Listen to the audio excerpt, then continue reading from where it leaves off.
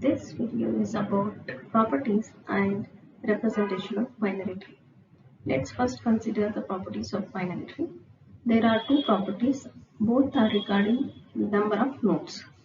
The first property says that the maximum number of nodes on level I of a binary tree is 2 to the power I minus 1, where level is greater than or equal to 1. And the second property, the maximum number of nodes in a binary tree of depth k is 2 to the power k minus 1, where depth is greater than or equal to 1. Let's apply these two properties on this tree, right? And let's prove these two properties.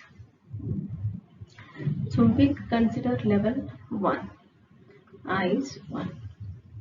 First property, we'll consider the first property, which is regarding maximum number of nodes on any level of the binary tree. We'll consider level 1. So at level 1, root is the only node which is present at level 1. So here 2 to the power I minus 1, level value is 1, 1 minus 1 is nothing but 0, which is equal to 1. So root is the only node on level 1, hence the maximum number of nodes on level 1 is 1. Let's consider the second property. The maximum number of nodes in a binary tree of depth k is 2 to the power k minus 1, where depth is greater than or equal to 1. Let's consider this tree, right? Say this tree contains 3 levels, right? There are 3 levels. And all these nodes are there at level 3, so that's why depth of this tree is 3. Now, if we are supposed to find out the maximum number of nodes present in this binary tree whose depth is 3, so what we have to do? We need to calculate, the sum of all the maximum number of nodes which we can have at each level. That gives the maximum number of nodes in a binary tree of depth 3. See what we have to do? Find out the maximum number of nodes which we can have on level 1, which is 1. The maximum number of nodes which we can have on level 1 is 1. And the maximum number of nodes which we can have on level 2 is 2. The maximum number of nodes which we can have on level 3 is 4. So sum is equal to sum. See, there are 7 nodes here. So the maximum number of nodes in a binary tree of depth 3 is 7. So what we did? We just calculated sum of, right? Sum of the maximum number of nodes on each level of the tree, right? So this is equal to 2 to the power k minus 1. So that's fine. We can have, how many nodes? 2 to the power k minus 1 nodes if the depth of the tree is k. Let's move to the next topic, which is binary tree representation. A binary tree data is represented using 2 methods. We can represent the binary tree using array, and we can also represent the binary tree using linked list method. Now we'll consider these 2 methods in detail with example. Let's see how to represent the binary tree using array. We actually use one-dimensional array to represent the binary tree. We'll consider this binary tree and we try to represent it using array. So this is a tree of characters. So we require an character array. So we have to declare the type of the array, which is character, and name of the array. I'm giving it name tree because we are representing tree with the help of this array. Now we have to declare the size of the array, right? And how to identify the size of the array? What size array is required to represent this tree? See, we got a property of the tree which says that the maximum number of nodes present in a binary tree of depth k is 2 to the power k minus 1. Using this property, we allocate the memory locations for binary tree. So here we have to identify the depth of this tree. So this tree contains how many levels? 3 levels. Right, root is at level 1 and B and C are at level 2 and the children of B and C are at level 3. So depth of this tree is 3. So how many locations we require? 2 to the power 3 minus 1, which is 7. So we require 7 locations to represent this binary tree using array. So we declare an array of size 7. Right? So 7 locations are allocated for tree array tree.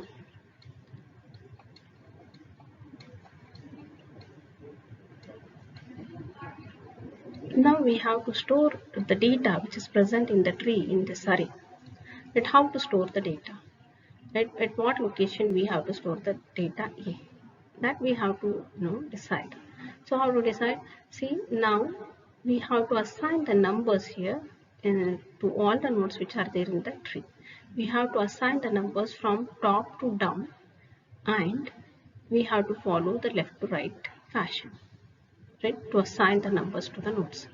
What fashion we have to follow? Top to down, left to right fashion. So top node is root node. Assign the number 0 because always array index starts from 0. Assign the number 0 to root node 0. Right? So this is the top node. Next level, left to right fashion you have to follow. So 1 and this node is assigned the number 2, 3, 4 and 5 and 6. These numbers they actually specify the location of this node in the array. These numbers actually specify the location of node A in the tree. So node A is stored at location 0, B at 1, C at 2 and D at location 3, F, G and H. This is how we store binary tree in a single dimensional array. Let's consider another example. Let's represent this tree with the help of array. So for program, array is input, not the diagram of the binary tree. So with the help of array only, we have to specify how many nodes are present in the tree and how many nodes are missing. If the nodes are missing, then we specify it with the help of empty location in the array. If the nodes are present, then we specify it with the help of data which is present in the node. Okay. So this example contains characters. It's a tree which contains characters. So we require a character array to represent this tree. Character array, and how to decide the size? We decide the size using the property which says that the maximum number of nodes in a binary tree of depth k is 2 to the power k minus 1. We have to find out the depth of this tree. So to find out the depth of the tree, we have to assign levels. So root is at level 1, then these two nodes are at level 2, this node is at level 3, and these two nodes at level 4. So 4 levels are there. So depth of the tree is 4. So maximum number of nodes is 2 to the power 4 minus 1, which is equal to 15. So we require an array of size 15 to store the information which is present in this tree. So now we have an array of size 15 to store this binary tree data. Right? Array name is tree. Now we have to store this data. So for that I have already specified that we have to assign the numbers for every node which is present in the tree. For root node we assign the number 0. We have to assign the numbers. How to assign the numbers? We have to follow top to down, left to right fashion to assign the numbers. But here in this tree many nodes are missing. So how we can assign the numbers now? No nodes are missing. So for that purpose, what we have to do, we have to convert this binary tree into full binary tree, right? How to convert the binary tree into full binary tree? By adding the dummy nodes. Now how to add the dummy nodes? Where to add the dummy nodes? For that purpose, we use property of the tree, which says that maximum number of nodes which we can have at level I is 2 to the power I minus 1. So maximum number of nodes which we can have on level I is 2 to the power I minus 1. So at level 1, according to this property, at level 1 we can have maximum 1 node, so which is present, right, root. We have assigned a number. And at level 2 we can have maximum 2 nodes according to this property. So 2 nodes are present, assigned numbers. At level 3, right, according to this property, we have to have 4 nodes. But here only 1 node is there. So we have to add dummy nodes for y, 2 dummy nodes, right? And then Z got left node, so right node is missing, add the right dummy node. So we have filled this level. We have made this level complete. Right, next level 4, we have to have 8 nodes in level 4. But there are only 2 nodes. We have to fill this level also with the dummy nodes. Fill this level with the dummy nodes. So this we have to add 2 dummy nodes here, and A got 2 nodes. For this dummy node, again 2 nodes. Now start assigning the numbers. We stopped at 2. Assign the number 3, 4, 5 and 6. This 7, 8 and 9, 10. This node is at 11, 12 and 13 and 14. Right, now we have filled all the levels by using this property, and we have converted this binary tree into full binary tree. We have assigned the node for every node which is present in the tree, and this number actually specifies the location of this data in the array. So here x is stored at location 0, y at location 1, z at location 2, next a at location 5, and b and c are stored at location 11 and 12. So this is how we store the data in the array. There is an easiest method to identify the location of each node present in the tree. Right, if some of the nodes are missing in the tree. See, in this example, nodes are missing. There is an easy method to identify, location of every node in the array. And now we'll see how that method identifies the location of the node in the array. Now we start assigning the number from top to down and left to right fashion only we follow, and to the root we assign the value 0. That means x need to be stored at location 0, and we know that at level 1 we can have maximum 1 node, so 1 node is present. At level 2 we know that maximum number of nodes which can be present at level 2 is 2, so 2 nodes are present, no nodes are missing here. This level is complete. So y is stored at location 1 and g is stored at location 2. Now come to the level 3. So at level 3 we know that we can have 4 nodes. Maximum number of nodes that we can have is 4. But here in this tree only one node is present. Now how to identify location of this node in the array? Right. So to identify it, we use a formula which says that if a node is present at location I in the array, then the location of its left child is 2i plus 1, and the location of its right child is 2i plus 2. Right? So using this formula, we'll try to find out the location of A in this array. So now it's a node, A is child of Z, right? The node is Z and it is present at location, which location? 2, right? Z is present at location 2, I value is 2. Now left child location we have to find out because it's a left child of Z.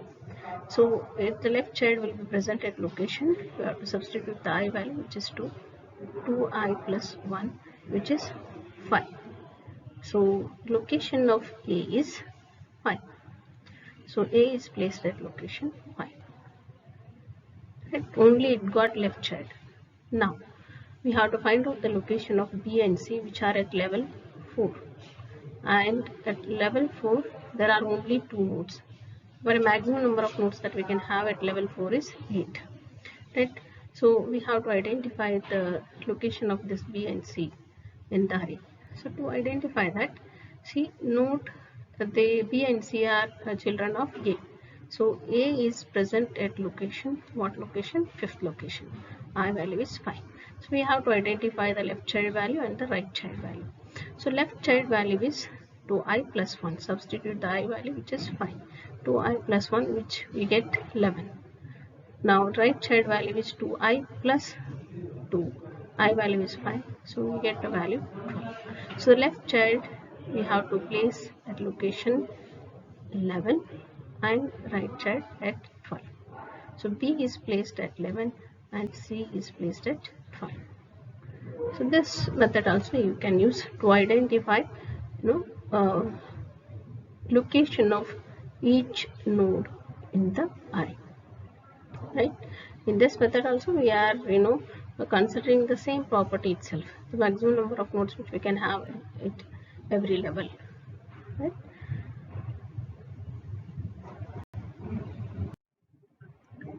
Now let's consider how to represent the binary tree using linked list. To represent the binary tree using linked list, we actually use doubly linked list.